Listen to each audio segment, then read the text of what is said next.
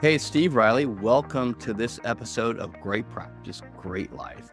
And today I brought back one of our adjunct practice advisors, the leader of the team leader program, one of my dear friends, Patti Paz. Patti, welcome to the show. Thank you so much for having me again, Steve. Looking forward to it.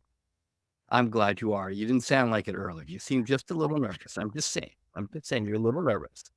So let's before we get into the part of what brought you here to talk about, I want people to kind of understand your story, and we'll kind of do a brief review of where you were and where you are today. So I think, Patty, when I met you, you were a paralegal in an estate planning practice, and you were being coached by the lawyer who owned the practice and myself, it was Mark White, and myself, to take on the role of being a team lead. Do you remember those days? Very well. So you went through the stage of from paralegal to team leader, right? Yeah. And you were a self-taught team leader. You had some help from me, some help from Mr. White, but ultimately you were self-taught. Is that fair? Yes, and I had office managed before, so I was, thinking it was an office managing situation that you guys were trying to sell to me with a fancy title. Yeah, I totally get it. And but in your mind, what's the distinction between office manage and team lead? I mean, Uh, it's a big difference. there is a huge difference. I believe that a team leader is empowered by the attorney owner. Um, an office manager is just somebody that steps in and gets the stuff done that needs to be done, and they just do it by default because nobody else is doing it. And they really aren't empowered. It becomes an expectation. You become a babysitter, the firm mom, and you really didn't mean to, but you're just the type of person that gets stuff done. This to me is the key to growing a firm and the key to growing a team is investing first in developing your team leader. Probably the biggest blind spot for most lawyers because either A, they assume they can do it, or B, they don't know, is it going to be worth the investment? But we'll talk more about that in a minute. What I'd like you to do for me, if that's okay, is you use this term empowerment all the time. You need to empower your team. You teach people on the empowered team member consultation process. You coach other team members, you coach other lawyers on empowering and growing their team, but you keep using this term empower, which to me, I think kind of means grow. But tell Mhm. me what empowerment means. And I think you also kind of have stages too. So talk to me about what that means, empowerment. So, I think for me, it's walking alongside somebody and giving them the tools necessary for them to do their job and encouraging them in their job, and giving them the time that they need. Even investment of time, money, and energy. Because I think for, empowerment, some attorneys, think, the concept of they drive by delegate and just throw things at them. They think that they've already empowered them by doing that. You're empowered. I have the trust in you to be able to do this, but you're not empowered. The team member isn't empowered because they haven't had any training or time or energy.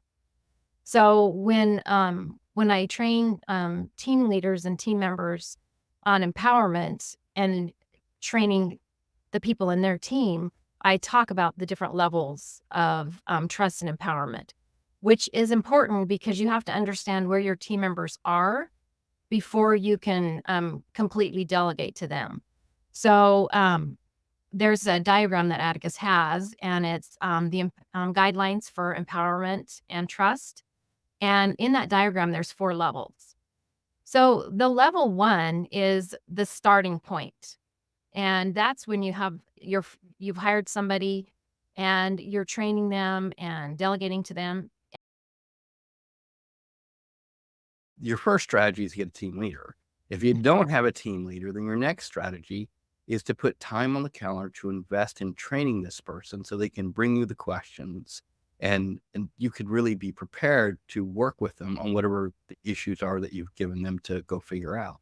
I think that's pretty important because it reduces interruptions as well. So it reduces interruptions, reduces emails, it reduces Slack questions. It really gives a designated time to invest and work together on improving the skill of that level 1 team member. So that's terrific. That's great. A great answer. Talk to me about what the heart of level 2 is.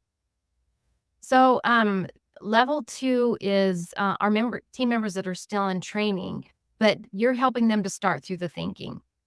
And you're asking them to recommend a solution or alternative, and then you'll talk about it, and then they'll decide. The attorney will still decide, but they're starting the thinking instead of Great. just instead of just being told what to do. Great. So this is important. So the core of this is that as a lawyer, I'm going to tell you, Patty, or whoever my team member is, bring me your recommendations, and then I'll make a decision. But you're going to give me some alternatives how to handle something. So you're Mhm. starting to teach them how to make decision making, core of it. I want to talk about for a minute, Patty, is something that we talk about in the programs. And in the programs, we talk about the 3 stages of leadership for a lawyer.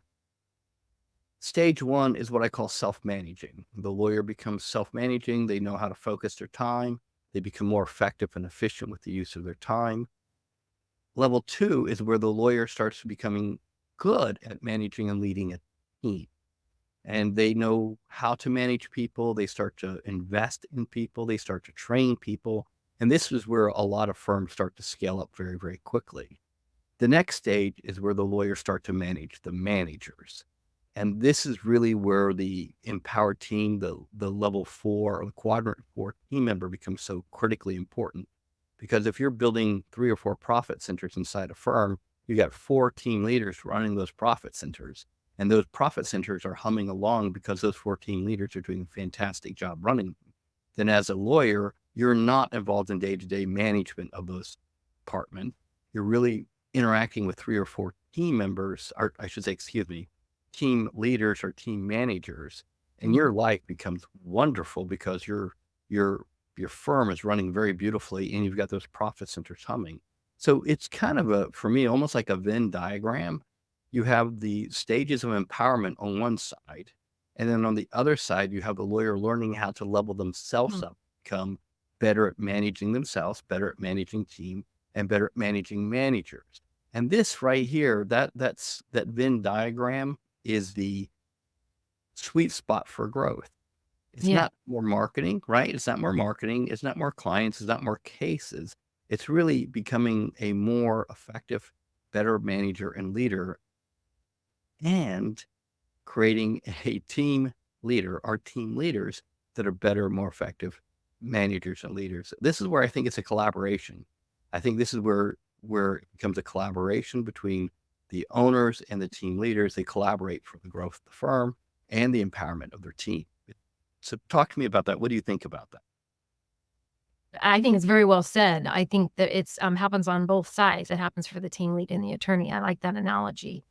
Um, and I think that, the attorneys that are aware of, their style and of managing and leading and become vulnerable to, bring on a team lead and work with them, their growth is accelerated. I've noticed that, with the team leads that come into the program from the start of the program to the end, and the things that have happened, money saved. We had one gal who saved the firm $10,000 because something that she caught that she wouldn't have caught before because she didn't have the budget and, got became a part of the budget. So I think that, being aware of our managing style and that it correlates to growth is vital, I think, with, attorney owners and the team Perfect. and the team lead on what they're capable of doing to help the team grow. It gets exciting. It's just an exciting place to be.